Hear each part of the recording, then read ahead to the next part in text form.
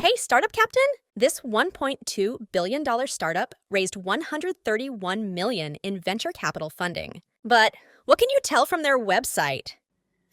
I can tell that nobody at this startup has any clue about marketing whatsoever.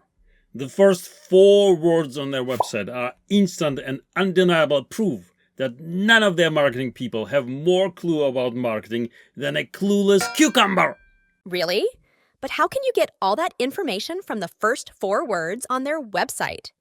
It's easier than you think. Suppose I ask you to make a yummy pizza, and if your pizza ends up tasting like cardboard, I'd instantly know that while you did your best, you just don't know any better. A headline is the most basic but also the most important bit on any business website. And if the headline on this website were a pizza, it would make people want to vomit. And if someone can't even make a pizza, there's no point asking them to make a gourmet meal. True, but what's wrong with their headline? Is that headline customer focused? No. It's not as bad as an egocentric headline, but this generic waffle can't get more than 4 out of 10. Is the headline laser targeted? Does it address any specific needs or desires of their target audience? No, absolutely not. 3 out of 10. Is the headline emotionally engaging? It evokes the same emotion that you feel when you have to vomit. 2 out of 10. Is that headline attention-grabbing? The overused and generic revolutionized is about as attention-grabbing as the cat vomit in the remote corner of your garden. 3 out of 10. Is the headline results-oriented? Does it highlight the benefits or outcomes their potential customer can expect from their service?